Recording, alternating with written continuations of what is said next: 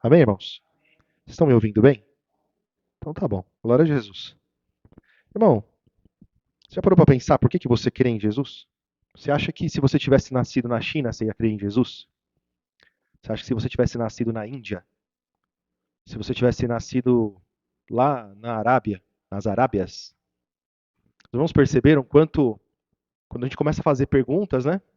A gente começa a perceber o quanto o meio em que a gente vive e as pessoas que a gente convive influenciam quem nós somos, né? Glória a Jesus. Quando o Senhor Jesus deu as últimas lições para a igreja, deu ordem aos discípulos para ir por todo o mundo e pregar o evangelho. E todo aquele que crê, não é? For batizado, não é isso? Deve ser batizado em nome do Pai, do Filho e do Espírito Santo e deve ser ensinado a guardar todas as coisas que Jesus ensinou. Nós vemos pelas escrituras, nós vemos ali no livro de Atos, que quando o Espírito Santo se manifestou, foi um grande sinal, e esse sinal ele durou por muito tempo. As pessoas falavam em outras línguas e era evidente a manifestação do Espírito, né? E se o Espírito Santo tivesse vindo assim do nada, irmãos, do nada. Quando eu digo assim do nada é sem ao menos alguém tivesse falado dele. Por exemplo, se o Senhor Jesus Cristo não tivesse anunciado um Espírito Santo, se João Batista não tivesse falado que Jesus iria nos batizar com o Espírito Santo e com fogo, se ninguém tivesse esperando o Espírito Santo e de repente as pessoas começassem a falar em línguas ali, ia ser uma coisa muito diferente do que foi. O Senhor Jesus falou muitas vezes que era necessário ele ir para que fosse enviado o Espírito Santo. O Senhor Jesus disse: Olha, vocês ainda não entenderam nada, mas vocês vão entender. O Espírito Santo vos fará lembrar. O Espírito Santo vai fazer vocês compreender tudo. Agora vocês não são capazes ainda de entender.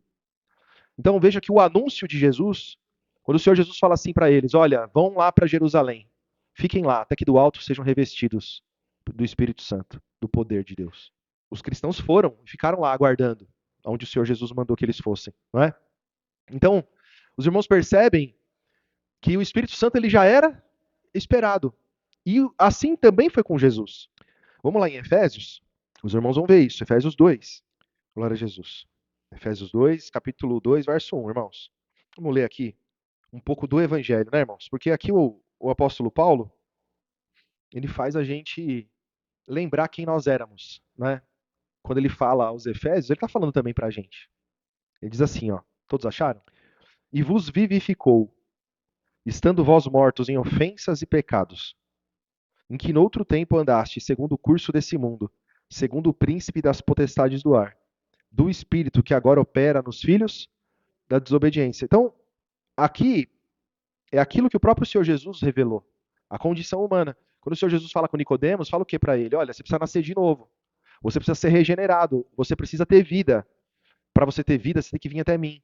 Você precisa crer em mim, não é? Olha, Moisés, como que foi que aconteceu lá no passado? Moisés mandou construir uma serpente de bronze para que as pessoas olhassem para a serpente e o veneno que envenenou elas não matasse elas, né?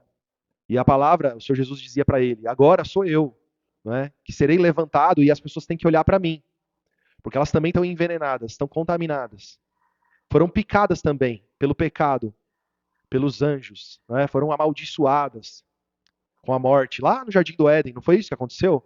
Então toda a geração de Adão recebeu a condenação, a morte. Depois receberam leis que traziam maldição, que traziam muitos males aos homens.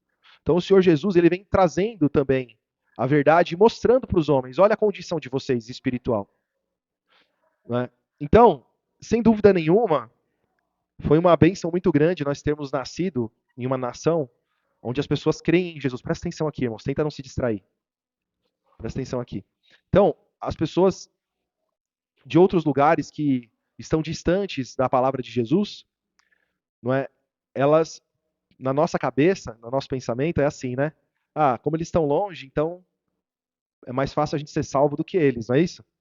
Mas a palavra fala que só pelas coisas que são criadas já é inexcusável. Não existe desculpa para alguém não crer em Deus, não é isso? Então as pessoas, elas têm a obrigação de, durante a vida, procurar um sentido para a vida, procurar conhecer quem é o Criador de tudo. As pessoas hoje têm informação, e não é só de hoje. Não é porque hoje tem internet, né, irmãos? Então, há muito tempo já, muitos e muitos anos e séculos, que a palavra do Senhor Jesus é pregada, que é anunciada a salvação de Jesus. Aqui, nós estamos lendo aqui Efésios, o apóstolo Paulo foi até esse lugar para pregar aos Efésios, não é isso? Levou a mensagem, ficou lá um tempão com eles, preparando eles. Então a palavra do evangelho, ela foi anunciada ao mundo todo. E aqui nós estamos vendo um pouquinho daquilo que Jesus ensinou, né? E que os apóstolos levaram, porque ele disse, né? Ele vos fará lembrar de tudo o que eu tenho mandado. Então o Espírito Santo foi quem conduziu eles a escrever essas coisas, né? Então, ele falou que nós éramos filhos da ira e que antes nós éramos também, como muitos hoje são, os desobedientes, os filhos da desobediência, né? Verso 3, verso 4, irmãos. Mas Deus, que é riquíssimo em misericórdia, pelo seu muito amor com que nos amou, estando nós ainda mortos em nossas ofensas, nos vivificou juntamente com Cristo. Pela graça, então nós somos vivificados com Cristo, somos salvos pela sua graça. E aí ele vai falar como que a gente alcança essa graça, não é? E nos ressuscitou juntamente com ele e nos fez assentar nos lugares celestiais. Em Cristo Jesus. Glória a Jesus. Para mostrar nos séculos vindouros as abundantes riquezas da sua graça, pela sua benignidade para conosco em Cristo. Aqui ele está falando do futuro. Aqui o Senhor Jesus nos ensinou que existe um lugar, uma morada celestial, e que nesse lugar nós vamos reinar com Cristo. O apóstolo Paulo está fazendo a igreja lembrar disso, olha só.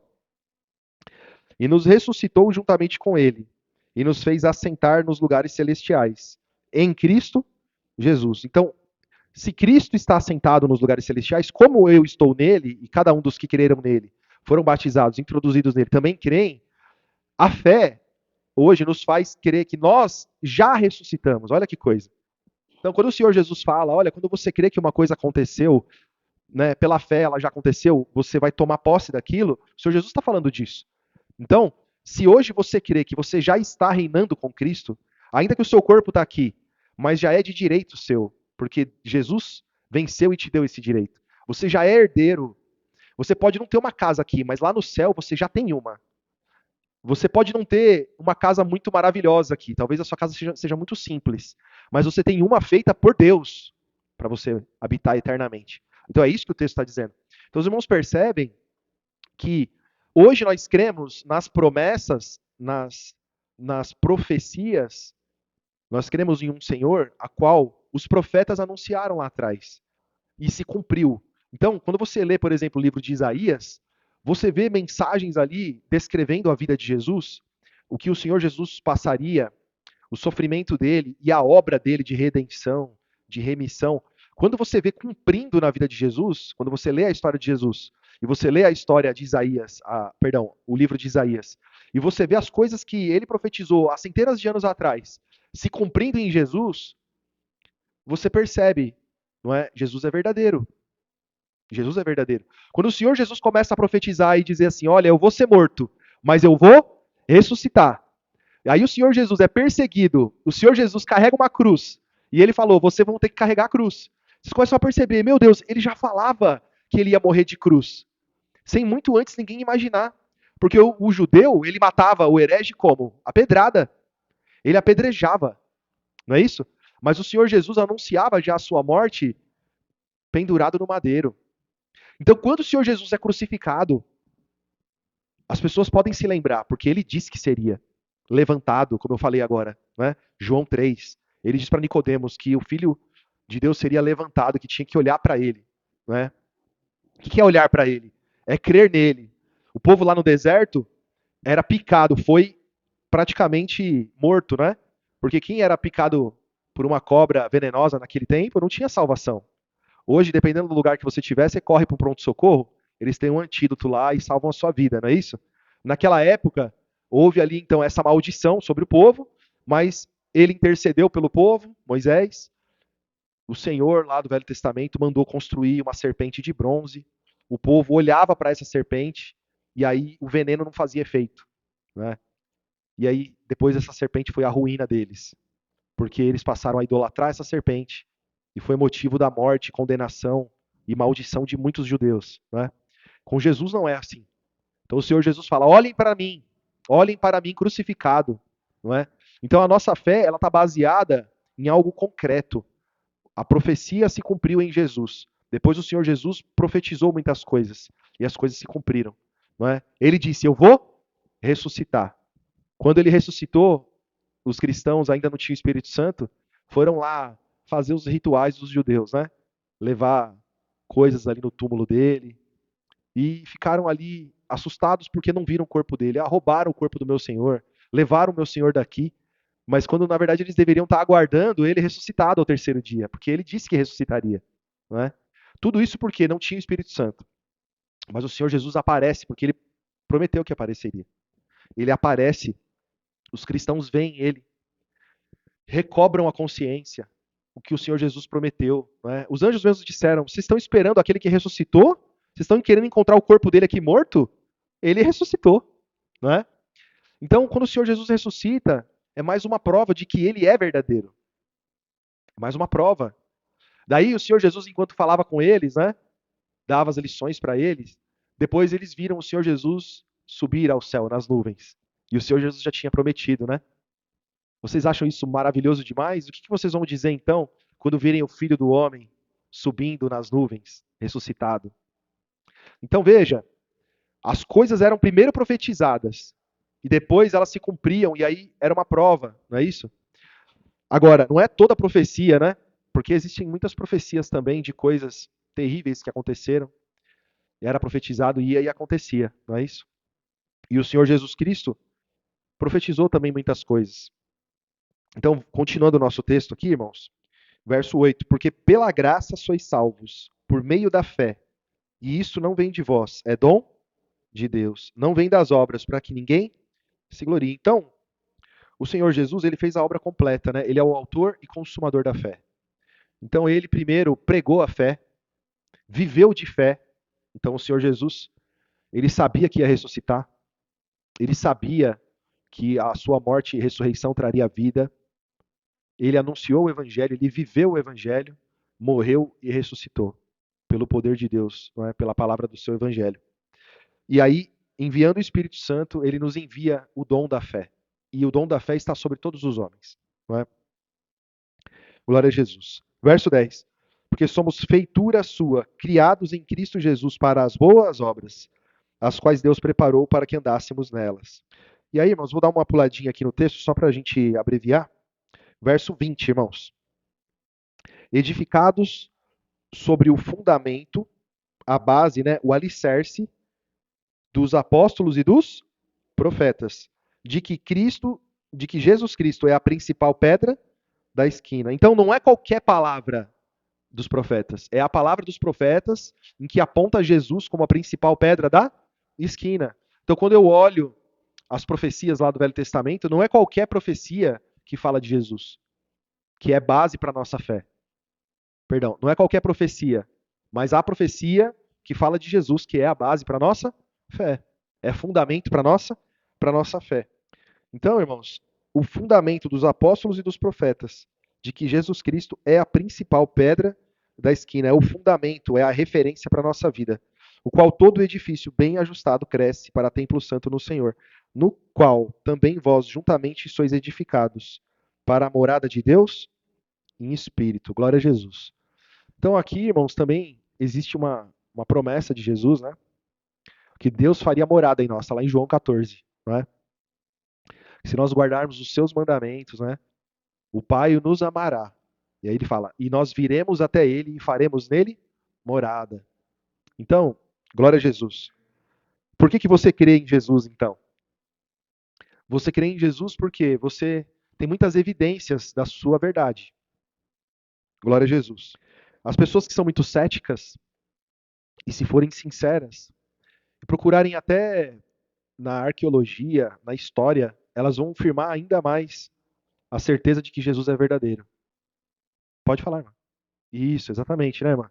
Então, se você não abre o seu ouvido para ouvir, se você não aceita ouvir, se você não quer ouvir, então, automaticamente, você não tem como crer. Por isso que a palavra diz, né? Lá em Romanos capítulo 10. A fé vem pelo ouvir e o ouvir pela palavra. Então você pode ouvir muitas coisas. Você pode ouvir uma pessoa que nasceu num país onde o cristianismo é muito pouco, ela vai ouvir muito sobre muitos deuses. Na Índia, por exemplo, né? A- Então, exatamente. Aí olha só, imagina você é uma indiana, tá certo? Você é uma indiana. Aí você, um momento da sua vida de maturidade sua, você começa a se questionar. Mas quem garante que o Deus com cabeça de elefante é o Deus verdadeiro? Quem garante que o Deus com cabeça de cachorro é o Deus verdadeiro? Não é? Ah, porque ele fez milagres. Ah, porque Ciclano, Beltrano e Fulano alcançaram isso e aquilo da mão deles. É um exemplo. Mas a nossa fé, por exemplo, do cristão, ela também não é baseada nesse tipo de coisa. Porque pelo evangelho nós já percebemos, não é, que muitos podem fazer sinais, prodígios e maravilhas, e isso não deve ser motivo para nós crermos. O motivo de nós crermos é pelo evangelho, não é? Então, uma pessoa, já vou deixar a irmã falar. Então, o que acontece? As pessoas de qualquer nação, elas precisam ter esse momento, e elas têm esse momento de questionamento. Então, muitas vezes, falta o quê? Coragem, ânimo, disposição. Falta muitas vezes o quê? Um coração sincero. Para a pessoa pensar assim, poxa, não faz sentido nenhum. Esse Deus não tem começo, não tem meio, não tem fim, não tem história. Ele é só um Deus com cabeça de elefante, com cabeça de cachorro, da tradição da minha família. Mas quem é ele? Da onde ele surgiu? Não é? Quando você começa a investigar, se você chegar até Jesus, você vai conhecer a história dos hebreus, por exemplo. Você vai conhecer a história, você vai ver que não são só livros contando histórias. Se você procurar na arqueologia, se você procurar em livros históricos, você vai ver que muitas das coisas que aconteceram lá atrás existem até o dia de hoje, evidências. Né? Então, quem quiser ser cético, mesmo assim, se esse tal for sincero, ele vai alcançar verdade em Jesus. Não é? Você ia falar, irmão? Não sei se a irmã quer falar ainda. Começa pequena. Sim, exatamente. Sim, exatamente. Então você precisa ouvir, você precisa ter acesso, né? Então, o coração, a pessoa está buscando a verdade, né? Está buscando a verdade. Então, como que você vai encontrar algo que você não está procurando? Então, você não está procurando, você não vai achar. Agora, no momento que você começa a pensar e ver assim, bom, essa vida aqui, ela vai ter um fim, um dia. Né? Eu preciso de uma resposta. O que, que vem depois dessa vida, né? Ou seja, são muitas formas da gente alcançar pelo questionamento também, né? Foi porque alguém falou, né? Glória a Jesus. Então, irmãos, vamos ler um outro texto aqui em 2 de Pedro.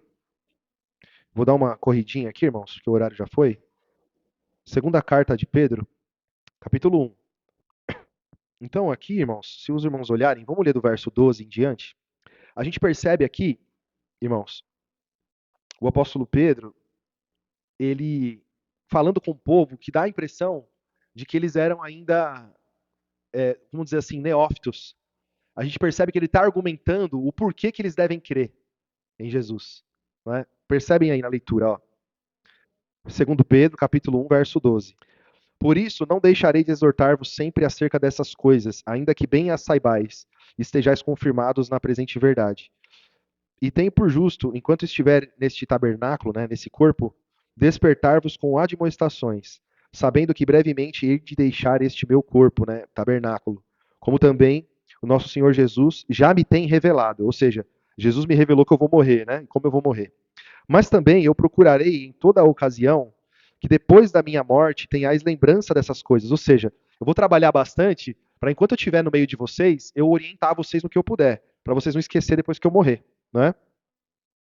Porque não vos fizemos saber o poder e a vinda de nosso Senhor Jesus Cristo segundo fábulas astuciosamente compostas, mas nós mesmos vimos a sua majestade. Então, ele está contando uma coisa que ele viu.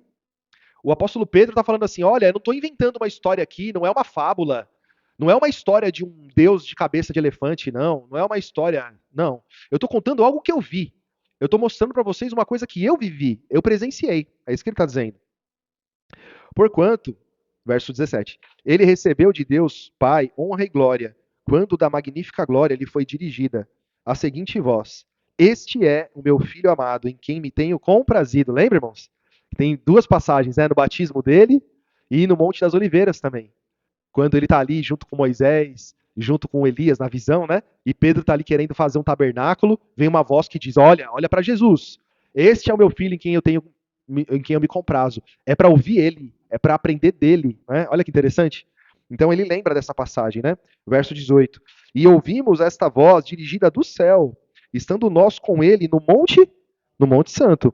E temos muito firme a palavra dos profetas, a qual bem fazeis em estar atentos, como uma luz que ilumina em lugar escuro, até que o dia amanheça e a estrela da alva apareça em vossos. Então, ele está dizendo o que aqui? Eu tenho muito firme. O que isso quer dizer? Eu tenho a profecia que aponta para Jesus muito firme. E aí eu tenho a certeza de que ela era como uma pequena luz que ilumina no lugar escuro, na escuridão. Enquanto Jesus não existia, era uma escuridão, mas lá tinham promessas e profecias que apontavam para ele, até o dia que a estrela da alva raiou, até que o dia que nós estávamos nas trevas, uma luz surgiu e iluminou as nossas vidas. Está falando de Jesus, né? Então, irmãos, os irmãos perceberam então que o apóstolo Pedro ele está fazendo essa pregação para esses irmãos aqui. Ele está pregando, convencendo eles do modo como nós devemos olhar para a história de Jesus, olhar para a profecia, entender, olha, tá vendo? Não é simplesmente uma história, não é? Porque nós entendemos que a lição da nossa vida, a, a cartilha, vamos dizer assim, de doutrina e de fé, ela é o Novo Testamento e é mesmo, não é? Mas se alguém tiver dúvida, se alguém tiver algum questionamento, vai olhar que há centenas de anos atrás já profetizavam, apontavam para Jesus. E se cumpriu em Jesus. Então são, com certeza, né, pontos importantes. Vamos abrir aqui, por exemplo, vamos finalizar, na verdade, né? Vamos finalizar aqui em 1 de Coríntios, irmãos. Então, se os irmãos observarem, os irmãos vão perceber que muitos cristãos, por não conhecer a palavra, eles alicerçam a sua fé numa falsa doutrina. A doutrina do ver para crer. Ver para crer, não é? Aqui, ó. Deixa eu só achar aqui, ver onde que tá, irmãos. Aqui, ó, já achei já. Vamos ler do verso 17, capítulo 1, tá? 1 de Coríntios, capítulo 1, verso 17. Diz assim: Porque Cristo enviou-me não para batizar, mas para evangelizar, não em sabedoria de palavras, para que a cruz de Cristo não se faça vã. Porque a palavra da cruz é loucura para os que perecem, mas para nós que somos salvos é o poder de Deus. Porque está escrito: Destruirei a sabedoria dos sábios e aniquilarei a inteligência dos inteligentes. Onde está o sábio? Onde está o escriba? Onde está o inquiridor desse século? Porventura, não tornou Deus louca a sabedoria do mundo, deste mundo? Pois, visto que na sabedoria de Deus o mundo não conheceu a Deus, pela sua sabedoria, aprove a Deus salvar os crentes pela loucura da. Tá vendo? Então é o que a irmã perguntou, comentou, né? Então, o que salva? É o infinito poder de Deus pela ciência? Porque os irmãos concordam que se tudo que existe é extremamente complexo, as forças, os poderes, a ciência, quanto mais se estuda, mais se descobre coisas incríveis. Mas Deus não veio nos converter com esse tipo de conteúdo. Não foi através disso, mas foi através da loucura da pregação. É o que a palavra está dizendo, né? Porque os judeus pedem sinal e os gregos buscam sabedoria, mas nós pregamos a Cristo crucificado, que é escândalo para os judeus e loucura para os gregos. Mas para os que são chamados, tanto judeus como gregos, lhes pregamos a Cristo, poder de Deus e sabedoria de Deus, porque a loucura de Deus é mais sábia do que os homens, e a fraqueza de Deus é mais forte do que os homens. Então, nós percebemos, irmãos, pela pregação, por essa mensagem, né, algo que é uma realidade. Então, eu posso falar com uma experiência própria, né? Eu tenho essa experiência em que eu vivi um período grande da minha vida, né, desde a minha infância, né, até 2015, crendo em Deus por causa das obras. Então eu buscava sinais porque eu aprendi que era assim. Então, olha, eu só posso acreditar que Deus está aqui porque essa irmã, olha o que aconteceu na vida dela. Ela ia contava um testemunho. Olha o que o irmão falou e que se cumpriu. Olha que não sei o quê. Então as pessoas vivem, não é, de sinais. Isso é coisa de judeu. É o que a palavra está dizendo. Os judeus buscam sinais, né? Quando eles encontraram Jesus, o Senhor Jesus estava fazendo muitos sinais para que pudesse chamar a atenção deles. Mas qual que era a mensagem de Jesus? Arrependimento, não é? O Pai, ó, estou revelando o Deus verdadeiro. uma nova doutrina, um novo mandamento. Eles não queriam, eles falaram, não, eu só vou acreditar se eu ver um sinal. Eles acabaram de receber uma multiplicação dos pães e peixes. Mas eles falaram, não, não, pão e peixe eu não quero saber, não. Porque pão e peixe tem na venda, tem em qualquer lugar. Eu quero pão do céu, né? O Senhor Jesus falou, opa, pão do céu vocês não têm. Quem tem o pão do céu, né, e quem é o verdadeiro pão do céu sou eu. E vocês precisam comer a minha carne e beber o meu sangue. Né? Então, os irmãos percebem que só a mensagem de Jesus, para muitos, não é suficiente. Só o evangelho verdadeiro não é suficiente. A pessoa precisa de sinal. Né? Mas, irmão, eu não posso crer que Deus faz milagre. Você deve crer. Porque a palavra te ensina a crer. Né? Eu estava no evento aí no congresso. Irmãos, olha que interessante, irmãos. Vou contar uma coisa agora para vocês. Já passou do horário? E não importa, né? Não vou demorar, não. Olha que interessante, irmãos. Um dos colegas da empresa, ele é especialista, é um neuro, né? Um especialista. Dois são, mas eu estava conversando só com um, né? E uma conversa assim sobre passar no médico. Ele me perguntou se eu tinha convênio, eu falei que não tinha. Ele falou: "Você tá ficando louco, meu? Você não tem convênio? Qualquer hora acontece alguma coisa aí e você vai precisar". E eu falei: "Ah, eu tenho outras formas de me cuidar e tal. Eu não posso ter um convênio, é muito caro, não consigo ter e tal. Ah, mas será que não tem essa opção? Não tem outra?". Aí, no fim das contas, eu falei assim para ele: "Deixa eu te contar uma coisa que aconteceu", né? E aconteceu, eu estava na igreja já. Eu não pregava ainda, foi bem no início, né? Eu conhecia a palavra, conhecia os irmãos, né?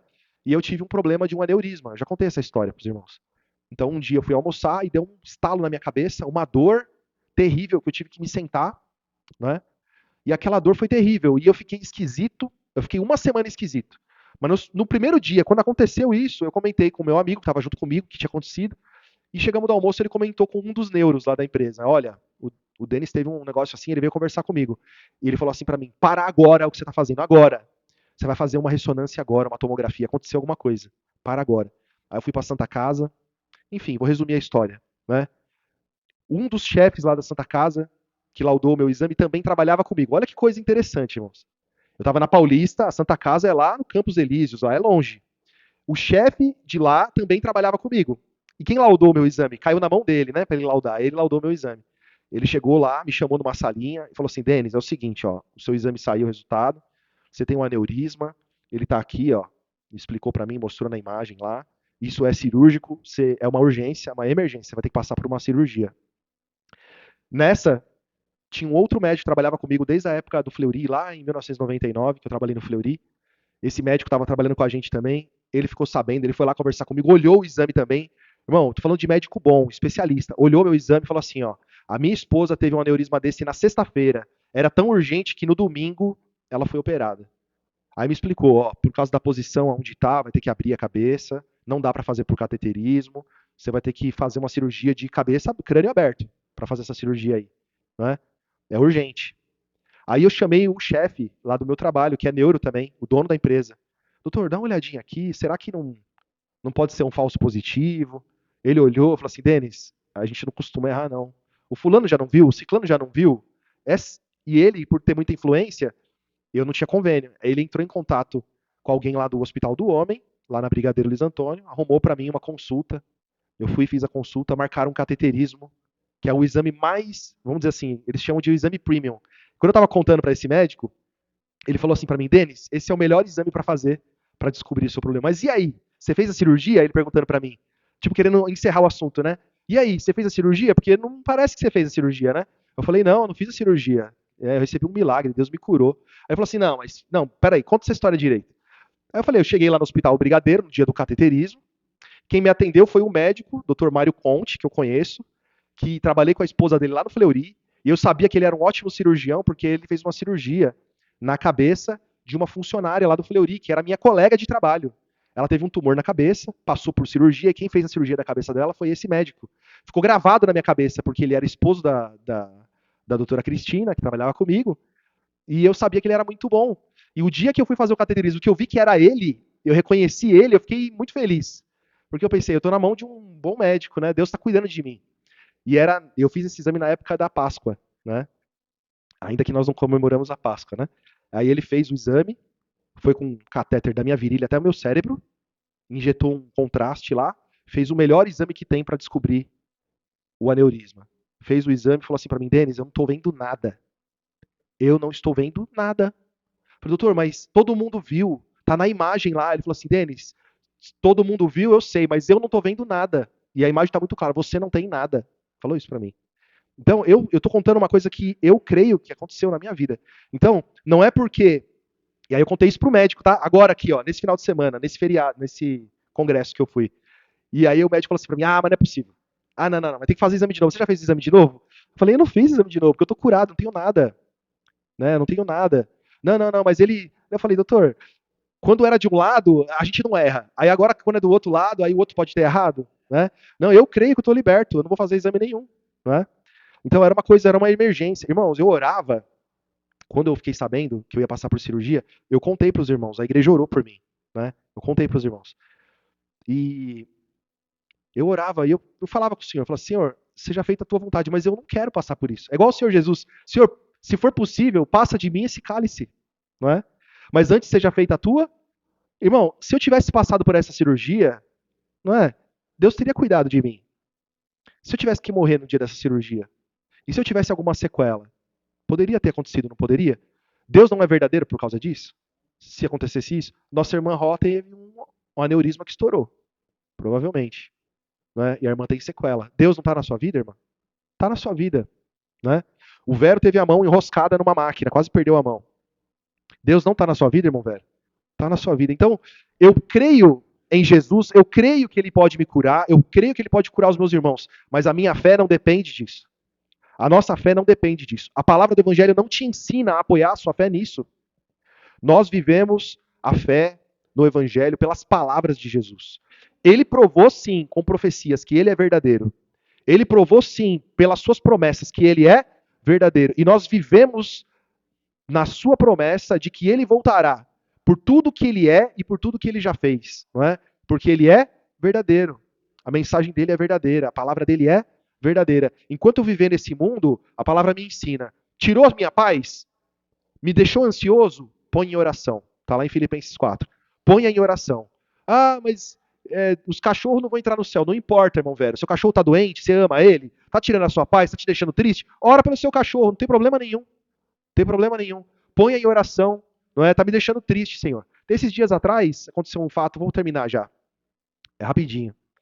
Uma gata deu cria no telhado. Eu gosto de gato, irmão. Aí eu tava lá cuidando, vendo os gatinhos, mostrava pro Lucas, a gente tudo feliz, né? Depois eu fui pegar um dos filhotes lá em casa para fazer um carinho, o bicho virou o cão, o gatinho virou o diabo, me atacou, e eu fiquei com medo de machucar ele, soltei ele, depois o bicho subiu no muro mais alto da minha casa, caiu lá de cima e morreu. Na minha casa. E eu fiquei com peso na consciência, e eu vi o gatinho morto, irmão, eu fui orar. É o que eu sei fazer, irmão, eu fui orar pelo gatinho. O gato sobreviveu? Não sobreviveu, irmão. Depois eu tive que dar um fim no corpo dele, né? Mas eu fui orar, porque tirou a minha paz, me deixou triste, eu fiquei me sentindo culpado, né, irmão? Então, os irmãos percebem? A nossa vida, é claro que a gente tem que ser maduro, né, irmão? A gente ora pelos pedidos de oração, a nossa fé tem que sempre ser conduzida pelo bem maior, que é a vida eterna. As pessoas pedem oração para nós. Minha mãe está doente, pode orar por ela? O meu pai está doente, pode orar por ele? Podemos orar. Mas a minha principal oração, no dia da oração, é dizer, Senhor, ele pediu oração, mas se acima de tudo, que ele tenha uma oportunidade de ouvir a sua palavra. Porque se ele não ouvir, ele não vai crer. E se ele não crer, ele pode viver mais 20 anos. Não adianta nada, irmãos. Precisa ouvir Jesus, crer em Jesus, olhar para Jesus, crer que ele é verdadeiro para receber a vida eterna. Glória a Jesus. Vamos agradecer, irmãos?